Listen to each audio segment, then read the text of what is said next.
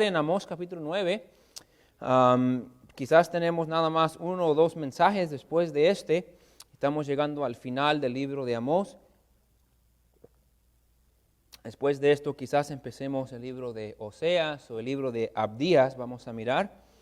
Pero miremos aquí versículo 1 y vamos a leer hasta el versículo número 10. Vi al Señor que estaba sobre el altar. Y dijo, derriba el capitel y estremezcanse las puertas, y haz los pedazos sobre la cabeza de todos, y al postrero de ellos mataré a espada, no habrá de ellos quien huya ni quien escape. Aunque cavasen hasta el Seol, de allá los tomará mi mano, y aunque subieren hasta el cielo, de allá los haré descender. Si se escondieren en la cumbre del Carmelo, allí los buscaré y los tomaré. Y aunque se escondieren de delante de mis ojos en lo profundo del mar, ahí mandaré a la serpiente y los morderá. Y si fueren en cautiverio delante de sus enemigos, ahí mandaré la espada y los matará. Y pondré sobre ellos mis ojos para mal y no para bien. El Señor Jehová de los ejércitos es el que toca la tierra, y se derretirá y llorarán todos los que en ella moran, y crecerá toda como un río, y mermerá luego como el río de Egipto. Él edificó en el cielo sus cámaras, y ha establecido su expansión sobre la tierra. Él llama las aguas del mar, y sobre la faz de la tierra las derrama. Jehová es su nombre. Hijos de Israel, ¿no me sois vosotros como hijos de etíopes? Dice Jehová. ¿No hice yo subir a Israel de la tierra de Egipto? Y a los filisteos de Caftor y de Kir, a los arameos. He aquí los ojos de Jehová el Señor están contra el reino pecador. Y yo lo asolaré de la faz de la tierra, mas no destruiré del todo la casa de Jacob, dice Jehová, porque he aquí yo mandaré, y haré que la casa de Israel sea zarandeada entre todas las naciones, como se zarandea el grano en una criba, y no cae un granito en la tierra. A espada morirán todos los pecadores de mi pueblo, que dicen, no se acercará ni nos alcanzará el mal. Queremos ver esto esta noche. Nadie es indispensable con Dios. Y hemos visto a través del libro de Amós, Dios dice, por esto te voy a juzgar, por esto te voy a juzgar, por esto te voy a juzgar. Y aquí les dice, hay una razón más por la cual los voy a juzgar. Vamos a orar y mirar el pasaje. Gracias, Señor, que podemos estar juntos. Gracias que podemos abrir tu palabra, Señor. Yo sé que al leer este pasaje no es un pasaje que brinca con creatividad y con aventura y con una historia divertida y fácil de oír. Pero, Señor, el principio de este pasaje es igual de importante que el principio de cualquier otro pasaje que usted haya inspirado, y hay algo que usted nos quiere enseñar. Y hay algo que tenemos que aprender, y hay algo que tu pueblo necesita esta noche. Nosotros necesitamos escuchar esto. Pido que nos hables, pido que nos ayudes a ser honestos con nosotros mismos. Pido que nos ayudes a contemplar lo que oímos y a responder apropiadamente a tu palabra, como siempre debemos de hacer. En nombre de Jesús se lo pedimos. Amén. Pueden sentarse.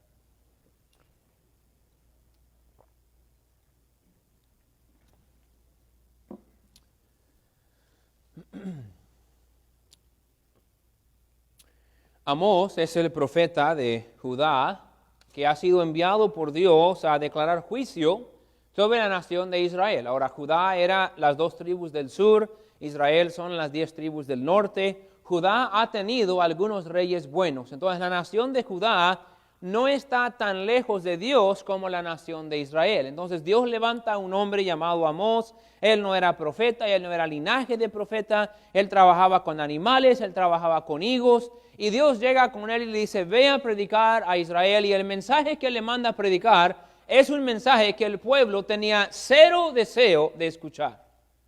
Entonces Amós, tienen que imaginar este hombre de campo entrando en la prosperidad de Samaria, la capital de Israel, entrando en donde está el bullicio y el mercado y está el comercio y la ciudad está abundando y están pasando los ricos riéndose y las mujeres con riquezas, con bolsas de Coach y Michael Kors y se están siguiendo.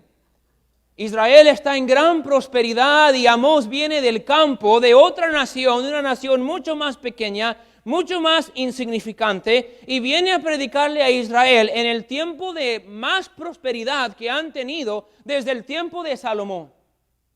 Y Amós viene y dice, Dios los va a destruir.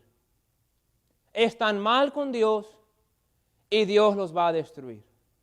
Y el pueblo, a través de todo el libro, aún el sacerdote y los líderes y el rey de Israel, responde básicamente así. Oh sí, vuelve a tu pueblo, Amós. Ve a predicar esos mensajes juzgantes, ve a predicar esos mensajes negativos, ve a predicar esos mensajes difíciles allá en tu propia tierra. Mira a tu alrededor, aquí tenemos paz, aquí tenemos dinero, aquí tenemos mucha religión y hacemos muchas cosas para Dios. ¿Tú crees que nos iría así de bien si Dios no está con nosotros? No queremos escuchar tu mensaje, Amós. Pero gracias a Dios, Amós fue fiel. Y Amós siguió predicando. Y siguió predicando, y siguió predicando. Y no sé si usted se ha cansado de escucharlo, pero yo siento que cada semana cuando me siento a estudiar el pasaje que nos toca de Amós y hago el exegesis que se enseña a hacer en homilética y estudiar un pasaje y de qué está hablando el pasaje y qué está diciendo el pasaje, realmente cada semana es lo mismo. Dios va a juzgar a su pueblo por su pecado. Pero ya este es el mensaje número 17, entonces no queremos predicar 17 mensajes, todos igualitos. Dios va a juzgar su pueblo por su pecado, ¿verdad que no? Ahora, lo bueno es de que Dios introduce algo nuevo cada vez que Amós enseña. Y Amós ha tenido ya 4 visiones y aquí él tiene una quinta visión. Tiene una quinta visión. En esta visión Dios le va a mostrar que hay una razón más por la cual el pueblo de Israel cree que ellos no van a ser juzgados. Sígame. Hasta este punto, cuando Amós dice, Dios los va a destruir, Dios los va a juzgar, ellos se sienten seguros en su prosperidad económica. Se sienten seguros en la paz militar y el hecho de que no hay enemigos tratando de destruirlos. Se sienten seguros en su actividad religiosa. Entonces tienen esas 3 razones por las cuales ellos sienten, Dios no nos va a juzgar a nosotros. Pero ahora Dios les presenta una cuarta. Una cuarta razón por la cual ellos se sienten seguros, pero por la misma por la cual Dios los va a juzgar. Ahora, en esta quinta visión de Amós, él ve a Dios sobre el altar. Miren el versículo 1, porque eso es muy importante. Dice, vi al Señor. Ahora, cada vez que estamos leyendo un libro profético y dice vi, está hablando de una nueva visión. ¿Okay? Entonces, él vio, tiene una nueva visión, y en esta visión Dios está sobre el altar. Bueno, ¿de qué altar está hablando? Bueno, ya sabemos el capítulo 8 que él había tratado con Amasías, el sacerdote de Betel, y que ahí es donde Jeroboam, el primer rey de Israel, había hecho un templo en Betel. ¿Por qué en Betel? Síganme. ¿Se acuerda que cuando se dividió el reino, el templo que edificó Salomón quedó en Jerusalén, que está en la nación de Judá? Las 10 tribus del norte están en el norte, y si ellos descienden a Jerusalén, al templo de Jerusalén para las fiestas y todo lo que van a hacer, todo ese dinero turístico va a regresar a la nación de Judá, a la ciudad de Jerusalén. Entonces el primer rey, Jeroboam, se puso listo y dijo esto: vamos a poner en la frontera de Judá e Israel un templo en Betel. Entonces así la gente de Israel, por conveniencia, no tiene que ir hasta Jerusalén, puede llegar a Betel y ahí podemos hacer nuestra ganancia, ahí podemos tener nuestro propio templo para adorar a nuestro Dios. Dios nunca bendijo eso y Dios desde su primer rey, Jeroboam, en Primera de Reyes 12, Dios profetizó de que iba a venir un profeta y que iba a declarar juicio sobre este altar y eventualmente fue lo que pasa. Dios destruye el altar por completo. Entonces el hecho de que Dios está sobre el altar muestra algo. Ahora piensen, el altar normalmente representaba puras cosas buenas. El altar representaba el lugar donde estaba el perdón de Dios. Ellos venían y ofrecían el sacrificio y ellos se reconciliaban con Dios. El altar representaba el lugar donde apaciguaban la ira de Dios. El altar era el lugar donde hacían paz con Dios. Era el lugar donde tenían compañerismo con Dios. Era el lugar donde ellos podían mostrar su compromiso hacia Dios. Era el lugar donde ellos sentían la protección de Dios. Cuando ellos pensaban en el altar, era un lugar de provisión, de paz, de perdón, de protección. Era un lugar positivo. Pero ahora cuando Dios separa la presencia de Dios sobre el altar, traerá una reacción de Dios muy diferente a la cual el pueblo estaba acostumbrado. Porque Dios va a mostrar que ahora Él no va a perdonar su pecado en el altar. Y su ira no será apaciguada, no vendrá paz, no tendrán compañerismo con Él. Demuestra que su falsa declaración de compromiso va a ser rechazada por Dios, no van a ser protegidos por Dios, sino que Dios va a ser el enemigo del cual no podrán protegerse.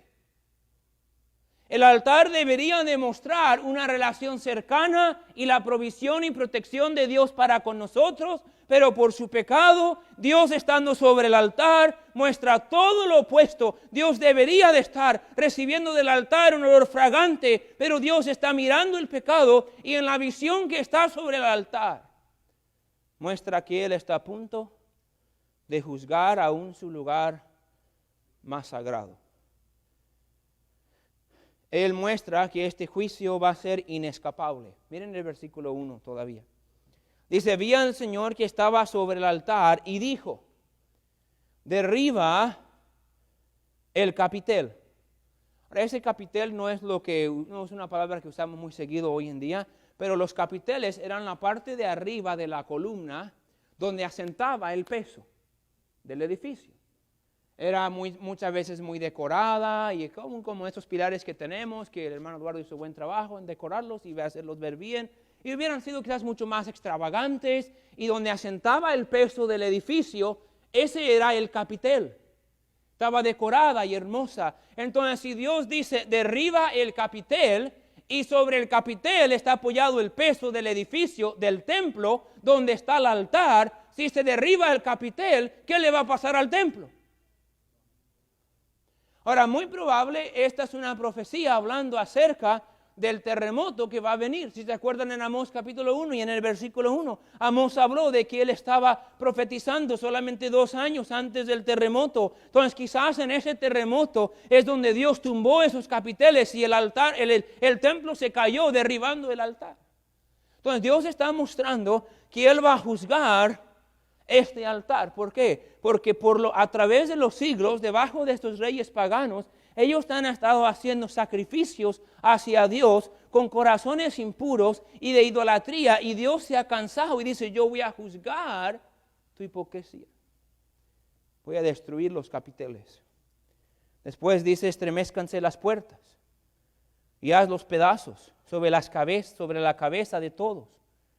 Y al postrero de ellos mataré a espada y no habrá de ellos quien huya ni quien escape. Dice, todos los que han participado en estos sacrificios impuros, todos los que han sacrificado en esta religión falsa, en esta adoración falsa, todos los que han participado en esto, dice, ninguno se va a escapar. Todos serán destruidos. Bueno, ¿qué tal si corren? Bueno, Dios dice en versículo 2 al 4, pueden correr, pero no importa dónde corran, no hay lugar donde van a escaparse de mi juicio. Miren lo que dice, no vamos a tardarlos mucho, pero tienen que verlo. Aunque cavasen hasta el Seol, Pueden escarbar lo más adentro de la tierra que puedan. De ahí los tomará mi mano. Y aunque subieran hasta el cielo, de ahí los haré descender.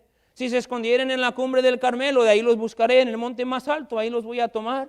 Y aunque se escondieren delante de mis ojos en lo profundo del mar, ahí mandaré la serpiente y los morderá. Y si fueren en cautiverio delante de sus enemigos, ahí mandaré la espada y los matará. Y pondré sobre ellos mis ojos para mal y no para bien. Él dice esto: mi juicio es inescapable. Jonás aprendió esto cuando quiso correr. ¿Están conmigo? Si Dios ha decidido tratar con el pecado, dice Amós, no van a poder correr de Dios. No importa que se metan en el fondo del mar o el fondo de la tierra, o se suban al monte o se vayan hasta el cielo, Dios los va a hacer descender. El juicio de Dios es algo inescapable. No solamente es inescapable, es algo que es seguro. Miren el versículo 5, dice el Señor, Jehová de los ejércitos, es el que toca la tierra. Y se derritirá y llorarán todos los que en ella moran y crecerá todo como un río y memerán luego como el río de Egipto. Miramos esto la semana pasada. El río Nilo se expandía y se abría el agua y se llenaba toda la tierra del agua cuando el río Nilo se desbordaba de sus orillas. Y otra vez Dios hace referencia al lloro y al lamento y a las lágrimas del pueblo y los compara a un río que se está desbordando. Dios dice, la tristeza y el lamento de mi juicio va a ser algo severo. Y yo soy el mismo que va a venir. Versículo 6, él habla de su soberanía. Si lo mira rápidamente, dice, él edificó en el cielo sus cámaras y ha establecido su expansión sobre la tierra. Él llama las aguas del mar y sobre la faz de la tierra las derrama. Jehová es su nombre. Habla de su grandeza, de su poder, de su constancia. Dios dice, mira, yo soy Dios y yo cumplo mi palabra. Sígame. Así como la he cumplido en el pasado con cumplir mis promesas, mis palabras de promesa son seguras y son confiables. Eso al pueblo le gusta. Pero Dios dice, pero el mismo Dios que es fiel en cumplir sus palabras y en sus promesas, es fiel en cumplir su palabra en su juicio. Entonces Dios dice, soy fiel en cumplir mi palabra cuando mi palabra es buena. Pero también soy fiel en cumplir mi palabra cuando mi palabra es mala. Porque mi palabra es mi palabra.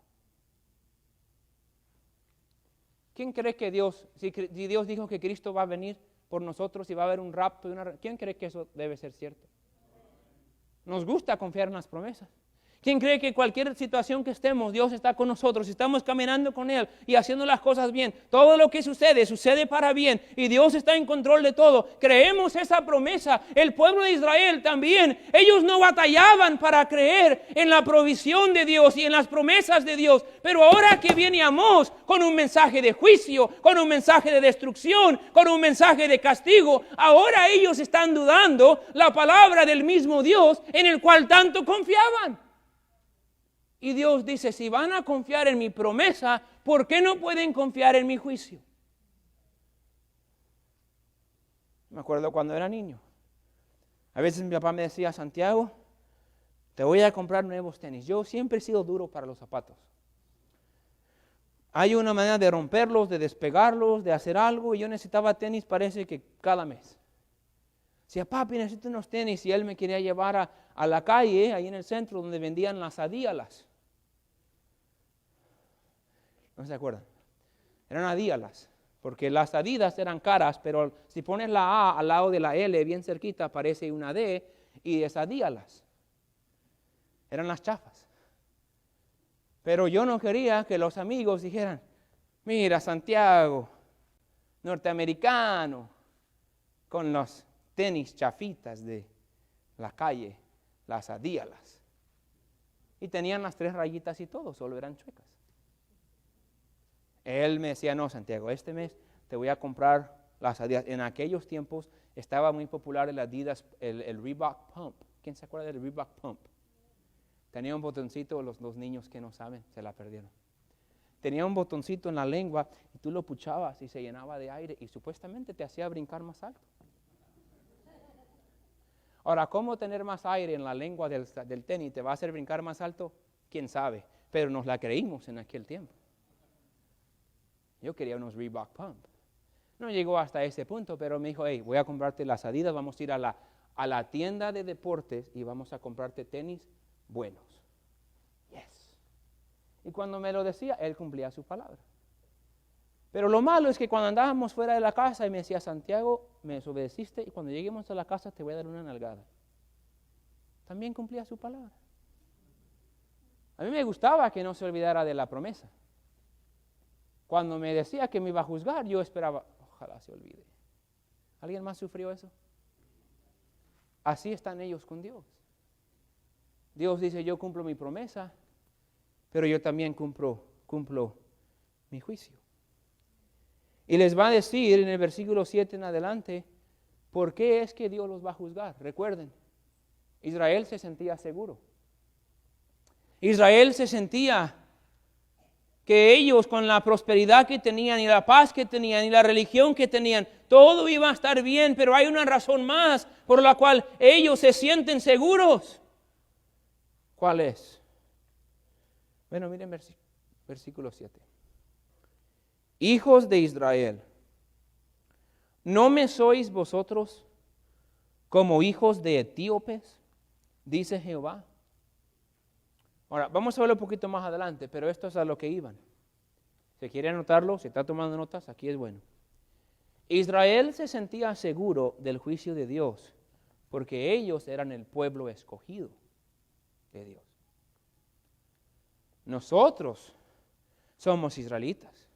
Somos descendientes de Abraham, de Isaac, de Jacob. Nosotros venimos de grandes reyes como David y como Salomón, y tenemos grandes héroes en nuestra historia como Gedeón y como Josué y como Moisés. Nosotros somos un pueblo escogido. Dios no nos va a destruir.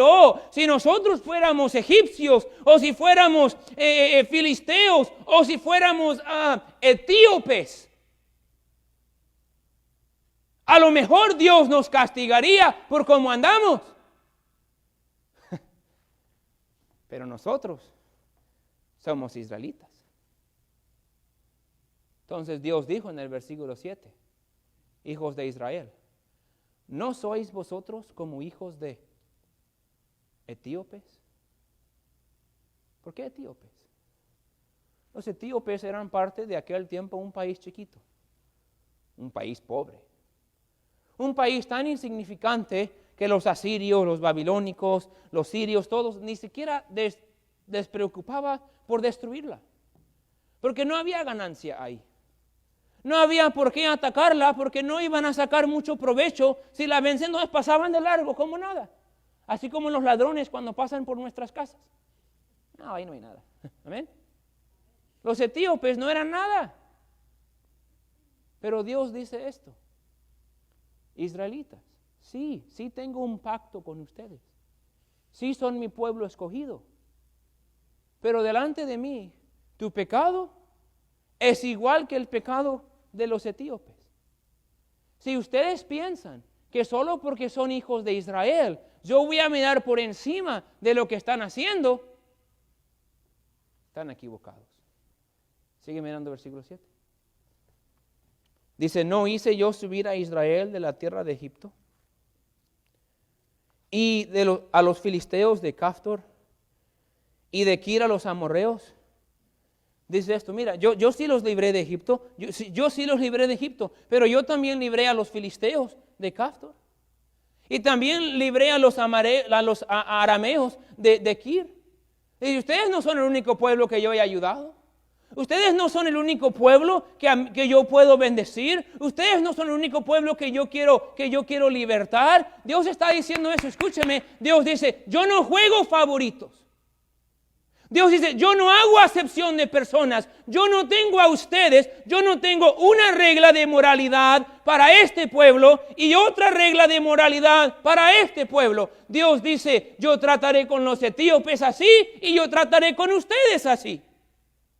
Porque Israel se creía como el especial de Dios. ¿Alguien ha conocido a alguien así? Le doy un ejemplo. Me acuerdo cuando estábamos en el fútbol y llegó un muchacho ahí que era bien rápido, era bien bueno, había jugado en el plantel de Vélez Sarsfield y se había movido a la ciudad de nosotros y llegó y era delantero y era bueno. Pero teníamos ciertas reglas para el equipo. Una de las reglas era que no podías fumar. Batallé mucho con él. No podía fumar. Porque cuando andábamos haciendo pretemporada y corríamos 14 kilómetros todos los días, 2 veces, y uno andaba... El coach dijo, andas fumando y si andas así no vas a jugar. ¿Sabe qué empezó a hacer A fumar. Porque él se creyó que era tan bueno, era tan especial que el coach nunca lo va a meter a él en la banca. Teníamos que estar antes del juego 1 hora y media para hablar estrategia y para hablar posiciones. Él llegaba 45 minutos antes. Él se sentía como él era uno de los más buenos, que las reglas que eran para los demás no le aplicaban a él. ¿Alguien ha conocido a alguien así? Quizás en un trabajo, uno es pariente del patrón. Uno dice, pues es mi papá, es mi tío, es mi hermano, yo puedo hacer lo que yo soy indispensable, a mí no me va a regañar, a mí no me va a despedir. Yo he estado en iglesias donde los hijos de pastores son así. El hijo del pastor es tremendo, las hijas del pastor son tremendas, hacen lo que les da la gana. Ningún maestro o maestra se atreve a decirles nada. Y es como que el hijo dice, si me regañas, le digo a mi papá. Y se siente que son especiales porque son hijos de pastor. Hay hijos ricos así. Llegan a los 17, 18, 19 años, su papá tiene dinero. Ellos no les preocupan si les dan un DUI. El papá conoce al sheriff, el papá va y paga un poquito y se desaparece el cargo. Algo tienen que se sienten especial. Ok, síganme. Así estaba Israel. Sí, andamos mal, Dios, pero vamos, cállate. Nosotros somos de Israel. Nosotros somos los hijos del pacto. Nosotros somos los que Dios no nos va a hacer nada porque nosotros somos los preferidos o los favoritos del Señor.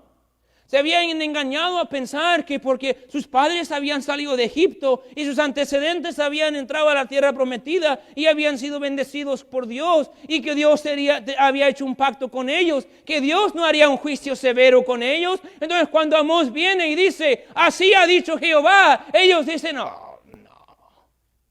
A mí, no. Dios a mí no me va a juzgar así. Entonces en versículo 8, Dios dice, he aquí los hijos de Jehová el Señor están contra el reino pecador. Y los asolaré de la faz de la tierra, mas no destruiré del todo la casa de Jacob. La casa de Jacob era ¿quién? Israel. Dice, mis ojos están contra el reino pecador. ¿A quién se refiere como el reino pecador? A Israel.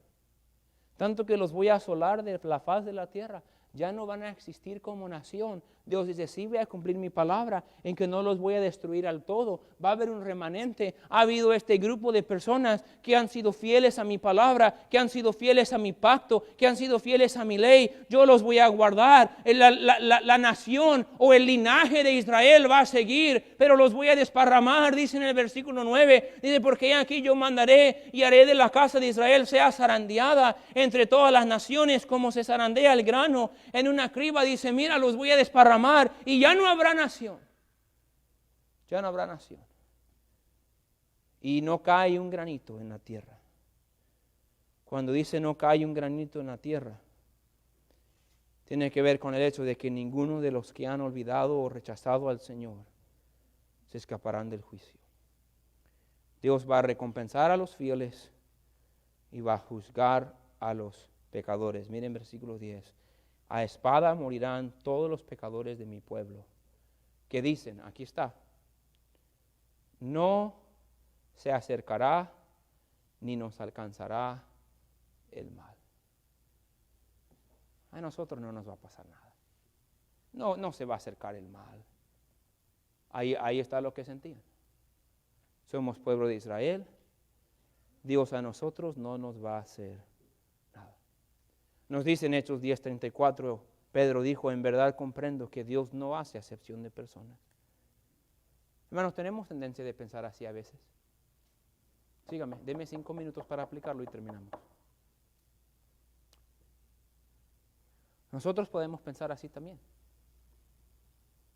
¿Cómo, pastor? Como no entiendo de qué está hablando. Bueno, Dios no tiene cierta regla de moralidad para el que da tanta ofrenda y otra regla para moralidad para el que da menos. Dios no tiene una regla de moralidad para el que tiene 20 años de salvos y ha sido fiel a Dios por mucho tiempo.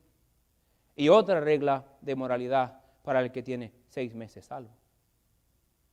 Escúchame, a veces mientras va pasando la vida cristiana, nos empezamos a grabar en nuestra mente como que nosotros nos hemos ganado el derecho y con lo que hemos hecho para Dios, Dios a nosotros como que nos debe un poquito más. Empezamos a sentir que podemos tener ciertas actitudes, podemos tener ciertos hábitos, podemos tener cierta flojera, apatía, podemos desobedecer en ciertas áreas, porque en cierta manera nosotros pues hemos hecho mucho para Dios y pues podemos escaparnos.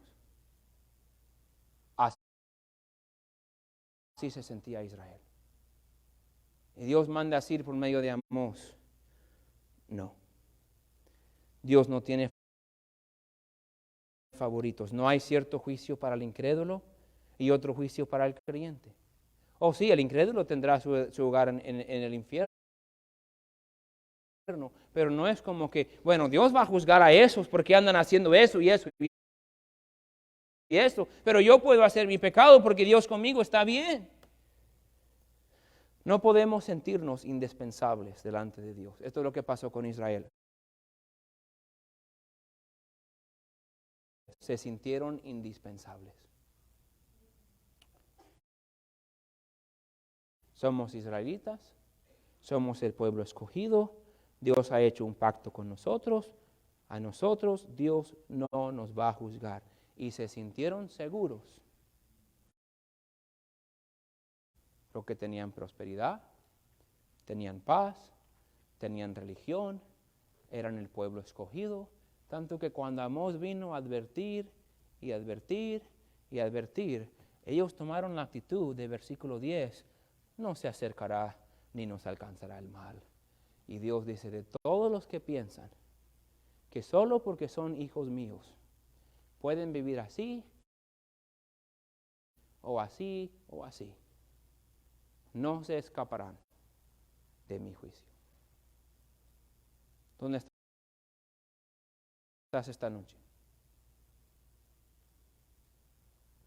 Y dirá, ay pastor, yo no ando en pecado, yo no ando así, yo no ando mal.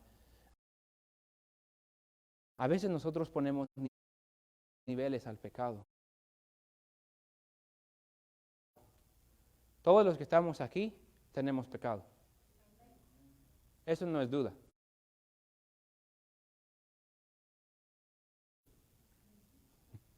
La pregunta es, ¿quién reconoce y dice, esto no está mal, esto no está bien? Si no fuera por la misericordia del Señor, Él ya hubiera tratado conmigo. Esa es cierta actitud. Y hay otra actitud que dice, a mí no me va a alcanzar el mal.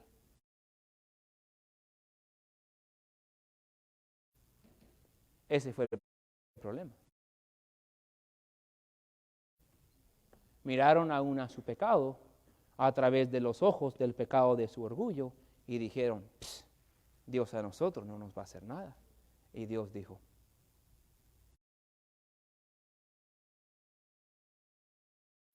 por pensar así, voy a tratar más severamente con ustedes, porque sienten que el mal no les va a alcanzar, solo porque son los hijos de Israel. No se sienta seguro. No se sienta que tu pecadito chiquito a Dios no le importa. No se sienta que tu actitud o tu amargura o tu falta de perdón o tu chisme o tu mentira o tu apatía. No te sientas como que con todo lo que hacen los demás eso no es nada. Porque a Dios no le gusta esa actitud. Y Dios trata con esa actitud. Vamos a ponernos de pie.